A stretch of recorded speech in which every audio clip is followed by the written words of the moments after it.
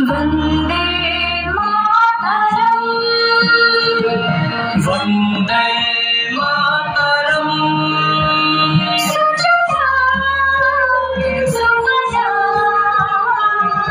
मलयज शीतलम शस्य श्यामलम मातरम। वंदे मातरम, वंदे मातरम।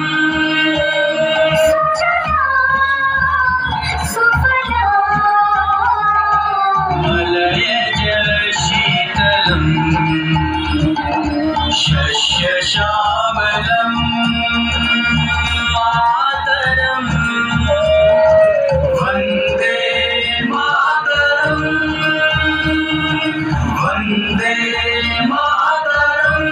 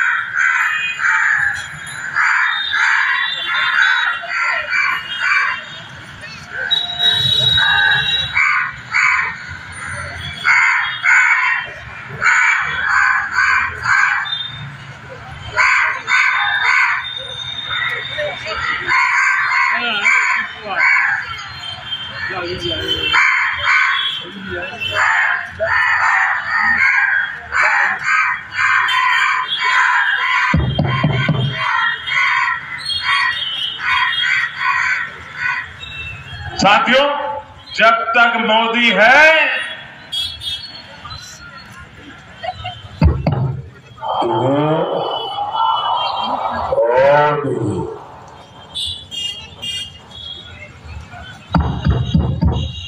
एक बार मेरे भाइयों बहनों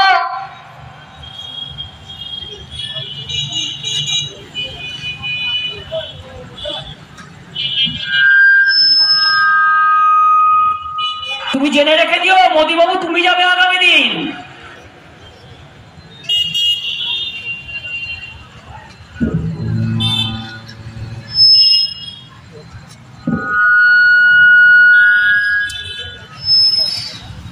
আপনি আর অমিত শাহ মিথ্যে বলতে বলতে দুজনে মিলে কাটাকুটি খেলছে, মিথ্যে কথার কাটাকুটি খ্যাচ করছে। गरम जल लाओ, कारगिल करेगा।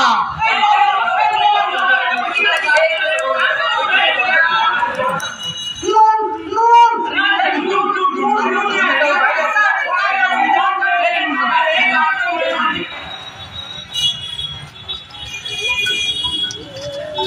বন্ধুগণ, এটা তোমার নিজের ঘর, দোষ নেবেন না প্লিজ। 24 ঘন্টা চ্যানেলে চ্যানেলে মোদি আর দিদি শুনতে শুনতে গলাটা ওদের মতোই হয়ে গেছে, যেন বিরোধী বলতে কিছুই নেই এই বঙ্গ চ্যানেলে। ভয়ে ভয়ে একটা কথা বলবো, এরকম চলতে থাকে কদিন পরে বঙ্গবাসীর শ্রীমুখ হাত মোদি হাত দিদি হয়ে যেতে পারে। এইবার নির্ভয়ে আজকে নাটক করা চাইতেছে না, কারণ দিল্লি থেকে কি বললেন নিষিদ্ধ। না না না, তিনি উৎপল দত্তের দুঃস্বপ্নের নগরীর কেস নাকি? এখন কি দেশে ইমার্জেন্সি চলছে নাকি যে নাটক নিষিদ্ধ হবে? চলছেই তো। কে কে বললে কথাটা? না না না, এরা তো রাষ্ট্রগান গাইছে। এমন দেশবিরোধী কথা তো ইহারা বলিবে না। যেই বলু ধরতে পারলেই পেছনে PMLA UPA বুঝে সারা জীবনের জন্য জেলে পুরে দেওয়া হবে। বেলও পাবে না, বেলও পাবে না, সারা জীবন আন্ডার ট্রায়াল। সারা জীবন আন্ডার ট্রায়াল। এই মুহূর্তে মাত্র 5 লক্ষের কিছু বেশি মানুষ আন্ডার ট্রায়াল জেল খাটছে। আর নয়া ভারতে আন্ডার ট্রায়াল কথাটি অর্থ জানেন তো? বিনা বিচারে বন্দি, বিনা বিচারে বন্দি। 75-এর এমার্জেন্সিতে এই সংখ্যাটা ছিল 1,40,000। এই তো সবাই জানে। নয়া ভারতের গণিত শাস্ত্র অনুযায়ী 1,40,000 অনেক অনেক গুণ বেশি মাত্র 5 লক্ষের থেকে। আপনারা কি ভাবছেন জানি? এই সব কথা বলিবার জন্য আমারও কেজরিওয়ালকে জেল, তাই তো? না না না না, ওটি হচ্ছে না। বিপদ বুঝলেই শুভেন্দু অধিকারীদের মতো আমিও টুক করে বিজেপির জামাটা পরে নেব। ওয়াশিং মেশিন থাকতে ভয় কি? ওয়াশিং মেশিন থাকতে ভয় কি? BJP BJP washing machine BJP, washing machine BJP. দুর্নীতিকারী ধুয়ে মুছে যাবে যেই একবার বিজেপির ছোঁয়া পাবে। ছোটদের পছন্দ BJP. Washing machine BJP, washing machine BJP BJP. যাই হোক, মোদ্দা কথা হইল আজ নাটক করা যাইতেছে না, কারণ নাটকের দলগুলি সোনার পাখি ধরতে বেরিয়ে পড়েছে। বুঝলেন না তো কিছু? জানতাম বুঝিবেন না। মিডিয়া দেখায় না তো সব, জানিবেন কোত্থেকে? দিল্লি থেকে ফরমান এসেছে, মোদির জয়গান গাইতে হবে নাটকের মাধ্যমে। নাটকও পাঠিয়ে দিয়েছে, করিতে হইবে। ট্যাফু করিলেই ক্যাচাং, অনুদান বন্ধ হইবার আশঙ্কা। তাই বেচারারা কি করে? আমার মতো একটি দণ্ডায়মান ভাঁড়কে পাঠানো হইয়া আছে নির্ধারিত শিল্পীর পরিবর্তে। স্ট্যান্ড আপ কমেডি যাকে বলে আজকাল।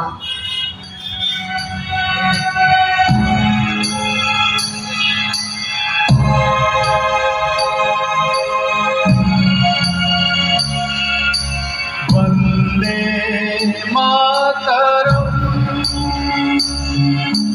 বন্দে মাতরম। সুজলা সুফলা মলয়জ শীতলা শস্য শ্যামলা মাতরম। বন্দে মাতরম, বন্দে মাতরম।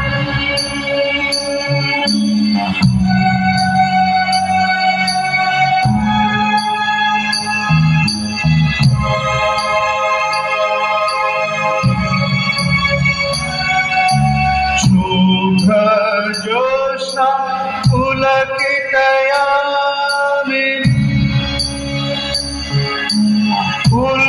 উল্লকুসুমিত দ্রুমদল শোভিনী,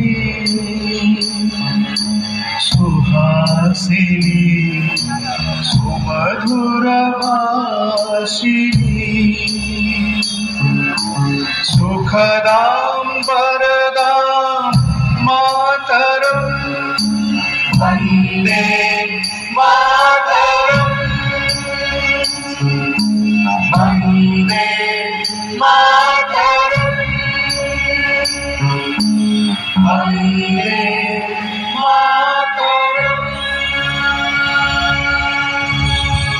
এরাও কি অনুদান প্রার্থী নাট্যদল?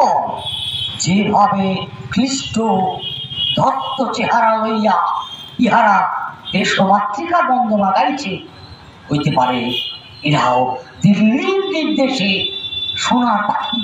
সোনার পাখির খোঁজে বেরিয়েছে। দেখতে হচ্ছে ভাই সব, আপনারা এখানে বসে দেশমাতৃকার বন্দনা গাইছেন কেন? আমরা ধর্নায় বসেছি। কিসের দাবিতে? পিছনের ব্যানারে লেখা আছে, দেখতে পাচ্ছেন না? নাকি চোখের মাথা খেয়েছে? নেতাদের গুলি আর মিডিয়ার ঠুলি অনেক দিন হলো পড়ে বসে আছি, নিজের চোখে বহুকাল তাকিয়ে দেখা হয় নাই। তা দেখি আপনারা কি লিখে। আপনারা তো চাকরি চান? কি কাণ্ড! আরে দিদির কথা মতন কবরা কিংবা দিদির সাজেশন মতো তেলে ভাজার দোকান না দিয়ে আপনারা ধর্ণা দিচ্ছেন কেন? আমরা গ্র্যাজুয়েট, পোস্ট গ্র্যাজুয়েট শিক্ষিত ছেলেমেয়েরা পরীক্ষায় কোয়ালিফাই করে প্যানেলের নাম তুলে তেলে ভাজার দোকান দেবো, আর যারা কোয়ালিফাই করেনি তারা টাকা দিয়ে চাকরি কিনে স্কুলে স্কুলে ছাত্র পড়াবে? এইসব যারা বলে তাদের মাথা ঠিক আছে তো? তাহাদের মাথা বিলকুল ঠিক আছে, আপনাদেরটাই দেখানো দরকার। কেন? বেকারত্বের পার্সেন্টেজ গত 45 বছরের রেকর্ড ভেঙে দিয়েছে। আপনারা চাকরি চাইছেন? কিসের চাকরি বলেন যেন? ও হ্যাঁ, স্কুল টিচার। 1130 দিন ধরে আমরা ধর্নায় বসে আছি। সেবার মাঝরাতে পুলিশ এসে মারধর করে তুলে দিল, মিডিয়ায় তোলপাড় হলো, সব ভুলে গেছেন? না মানে আমাদের প্রাপ্য চাকরি অযোগ্যদের বেঁচে পাওয়া কোটি কোটি টাকা যখন ওই পার্থ চ্যাটার্জির মতো তৃণমূলী নেতাদের বাড়ি থেকে উদ্ধার হলো, আচ্ছা আপনারা কি সেই কথাও ভুলে গেছেন? না মানে মিডিয়া রোজ এত নতুন খবর ছড়ায়। খবর কি গুজব যে ছড়াবে? আগেকার কালে মিডিয়া খবর দিত, ছড়ায়, যাকে বলে ছড়ানো। তার ফলে দুদিনের পুরনো খবরই মনে থাকে না।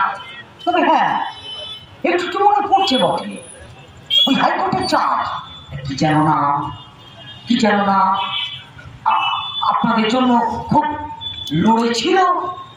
অভিজিৎ গপ, যে আমাদের অথই জলে ফেলে ওই ডাকাতদের দলে নাম লিখিয়েছে। বিচারপতির চেয়ার থেকে একেবারে ডাকাতের দলে?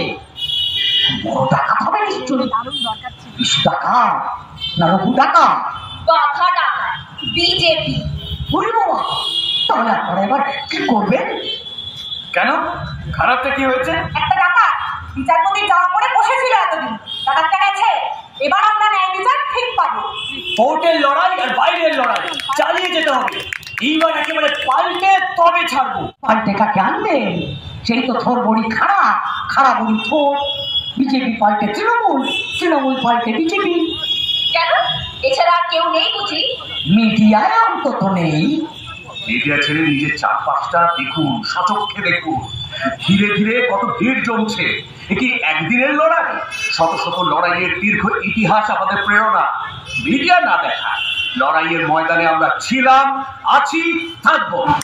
আমরা ফসল ফলাই আমাদের পথম, আমরা খাটি কারখানায় মেহনতি ইনসান, আমরা করি ইমারত, আমরা ভারী ধান, আমরা করেছি তাকদীরে, লড়েছি তেলেঙ্গানায়, আমাদের নামে লেখা আছে ব্রিটিশের জেলখানায়। আমরা করেছি বন্যা খরায় গ্রামে নগরে বন্দরে, আজ লড়াই খেজুরি ভাঙর সিংহ টিভির প্রান্তরে।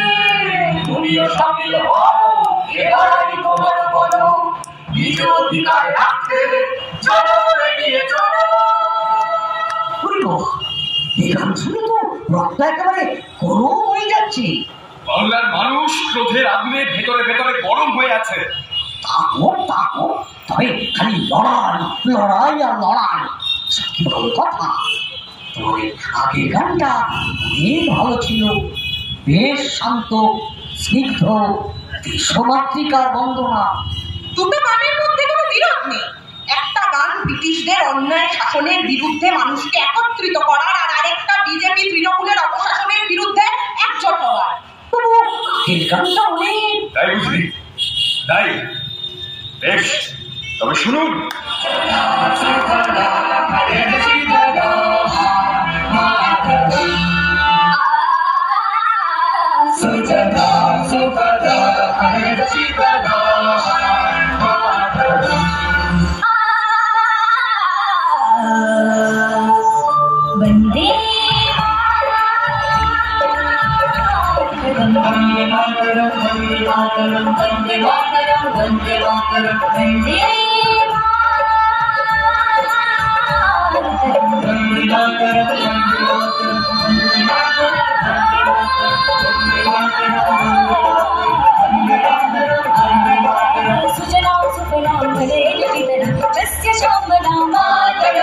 वन्दे सुजना सुखना मरे शिजना यस्य शामना मातरं वन्दे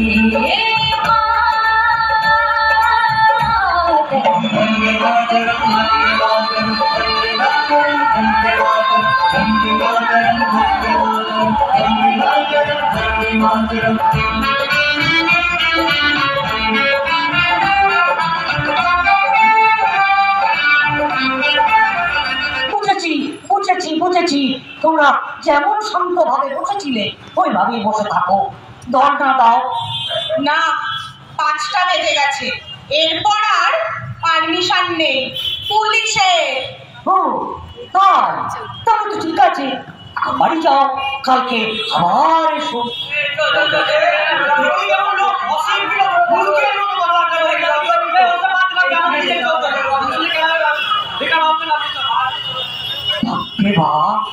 মানুষ এমন গরম হয়ে আছে, মিডিয়া দেখে বোঝার কোনো উপায় নেই। আমি বাবা আর কাউকে ঘাটাতে যাচ্ছি না।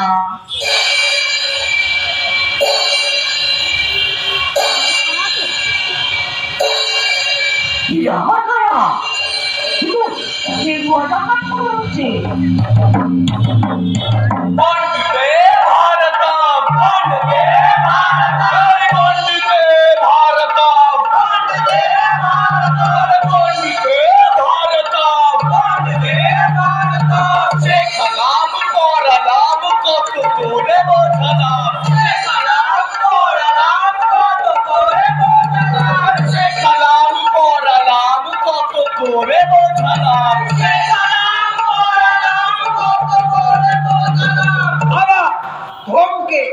चमकला भारत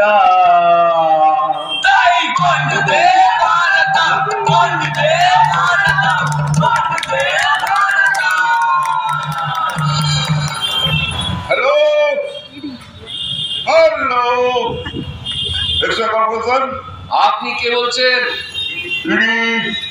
ইডি বলছি। ইদি মানে ইদি আমিন?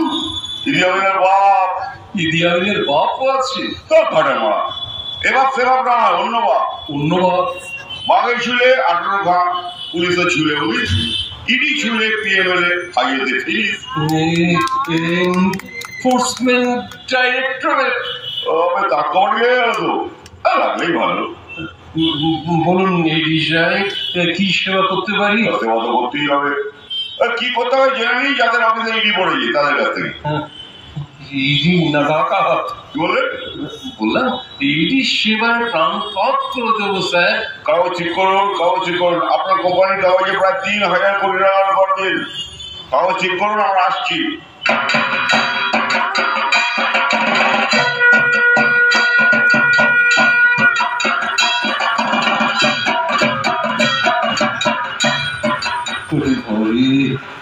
আগাম চিঠি দিয়ে রঘু টাকা, সরি মোদি টাকা, সরি দিয়ে আসছে। কাগজ কোথায়? কাগজ কোথায়?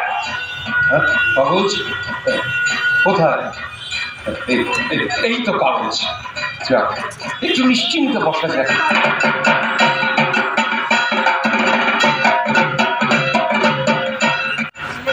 देखो ओ दीवानो तुम ये काम न करो, राम का नाम बदनाम न करो, बदनाम न करो। जी আসুন। हाँ, জিনিসটা একটা টেবিলে রাখো। বারবার বুঝিনি, বারবার বুঝিনি, ওটা পড়ে বসে না মেন পড়তে কথা হয়। 3000 কোটি টাকার গাবলা হয় কি কাপড় দেখা। বাবা নরেন্দ্র মোদীর চরণে সেবা লাগে, লাগে।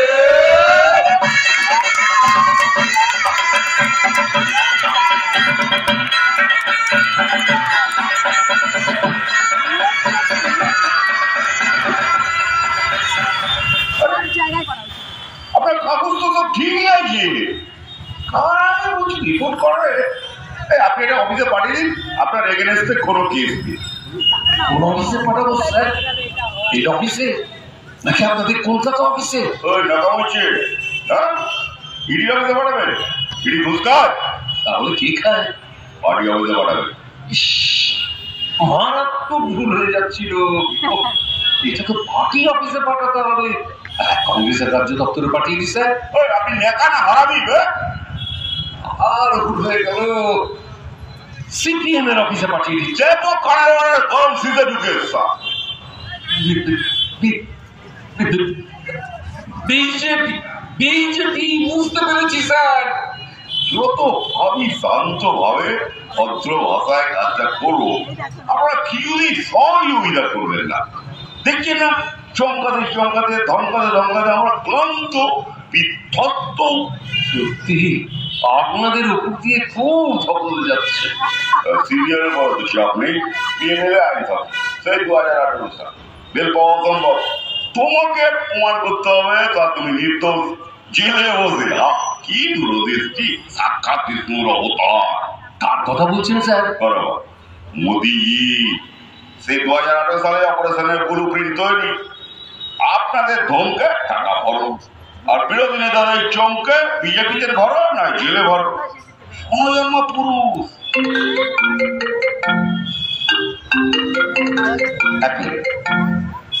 হ্যাঁ স্যার, হ্যাঁ হ্যাঁ হ্যাঁ, কাগজপত্র একদম পরিষ্কার। হাজার তাই না? আচ্ছা বুঝেছি। এই আপনি টানেল কনস্ট্রাকশনের টেন্ডার করেছিলেন? হ্যাঁ, কেন বলুন তো? 14,000 কোটি। হ্যাঁ, কিন্তু কেন স্যার? টেন্ডারটা তুলে নেবো? আরে না, ওটা আমি পেয়ে গেছি, কাগজটা নিয়ে নেবেন। আপনাকে যে কি বলে আমার কৃতজ্ঞতা জানানোর ভাষা নেই। আপনার জন্য কিছু দিই? মরণি রামরাজের তো চিরকাল থাকবে। 24-এর ইলেকশনে কি হয় তখন রাহুল গান্ধী বলেছে সৎ কারবাই হোগি। আপনাদের জন্য সত্যি দুঃখ হচ্ছে, পরের জন্য খেটে মরছে। খাটা বলে খাটা। এখান থেকে আবার যাবো বিরোধী নেতার বাড়ি চমকাতে, বুঝলে? আসি। হ্যাঁ আসুন।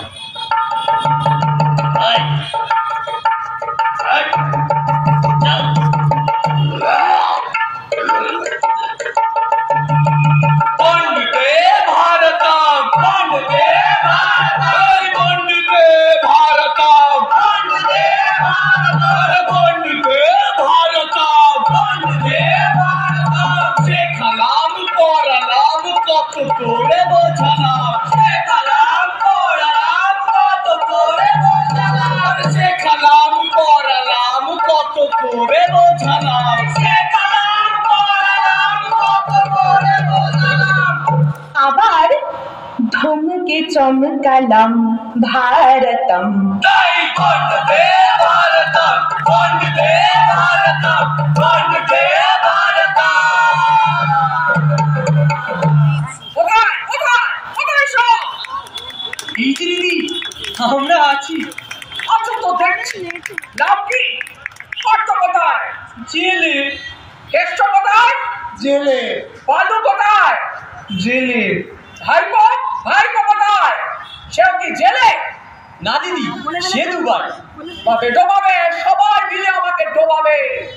আমরা তো আছি দিদি, আপনার অনুপ্রেরণায় আমরা এক একটা পার্থ, কেষ্ট, বালু হয়ে উঠবো।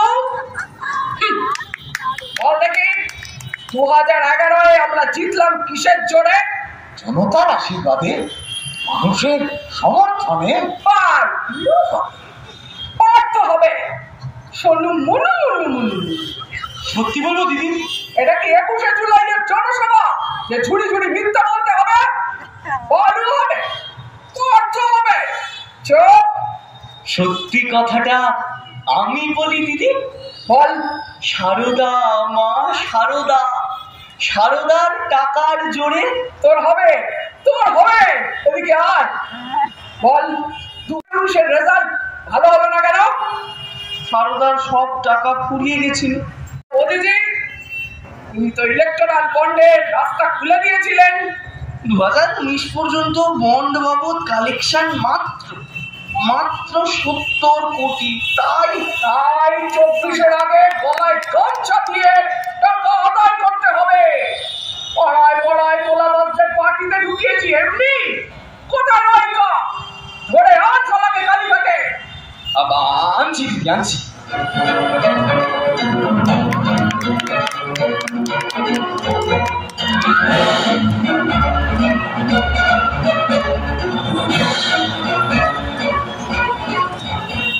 এই যে সন্দীপ রয়েকা, বলুন ম্যাডাম। হলদিয়া থেকে কলকাতা সারা রাজ্য জুড়ে ব্যবসা করতে হয়, আমাকে না দিয়ে বিজেপিকে টাকা দিতে হয়। আপনাকে তো দিয়েছি ম্যাডাম। 2019 পর্যন্ত ইলেকট্রাল বন্ডে বিজেপিকে দিয়েছে 15 কোটি আর আমাকে মাত্র 5 কোটি। বহুত ইনসাফি। এটা গব্বর সিং এর ডায়লগ। প্রাতঃস্মরণীয় তোলাবাজ গব্বর। না মানে তোমাকে আমি গড়পড়তা অন্য রাজ্যের থেকে প্রতি ইউনিট ইলেকট্রিসিটিতে 3 টাকা করে বেশি দিতে দিচ্ছি না। আপনার কৃপা ম্যাডাম। তোমার গ্রাহক কত? এই মেরে কেটে 30 লক্ষ। खामोश। 70 लोग रखा है, तायोट डायलॉग बोलता है। ম্যাডাম খামোশ। এই বুদ্ধিজীবীরা অঙ্ক করতে হবে, পয়সা দিয়ে খুশি, ওরাও কিছু করুক। এই এই সালা বুদ্ধিজীবী,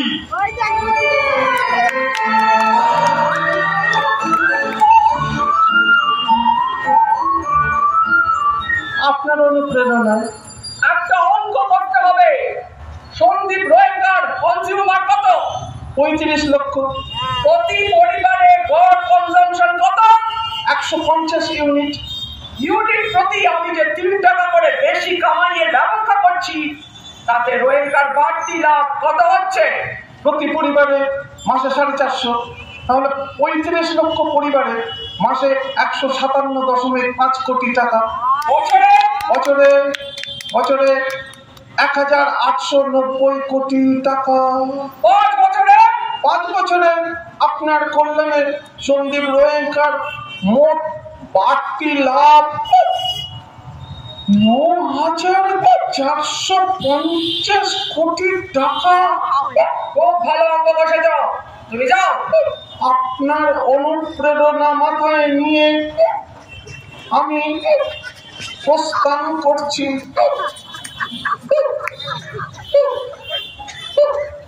তাহলে রোয়েঙ্কা, এই যে আমি আমার প্রিয় রাজ্যবাসীর গলায় পা দিয়ে অনাহারে রেখে রাজ্যের উন্নয়ন শিখে তুলে তোমার হাতে বাড়তি 9,450 কোটি টাকা তুলে দিচ্ছি। পারবে? কেউ পারবে? আমারও তো কিছু প্রাপ্য হয়। অবশ্যই ম্যাডাম। 10% ছাড়ো। হ্যাঁ, 945 কোটি। একেবারে নয়, কেঁপে কেঁপে বিভিন্ন নামে। তোমার তো অনেক কোম্পানি। 300 কোটি, 600 কোটি, 400 কোটি, 500 কোটি। 450 কোটি। I not government. আর তুমি শেষ বলি লাগাবে, তা কি হয়? হ্যাঁ, এ তো বটেই ম্যাডাম। ঠিক আছে, 460 কোটি। হ্যাঁ, দিন। ডান। হ্যাঁ,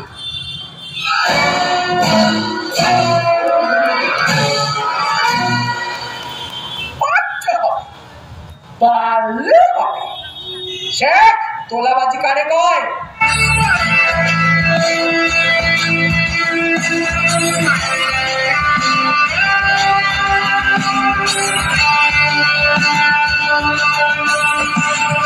ফসলে মিশেছে আমাদেরই ছড়া খাম, আমরা ফসল ফলাই আমাদের ভগবান, আমরা থাকি কারখানায় মেহনতি ইনসান, আমরা গদি ইমারত, আমরাই ভাঙি ধান।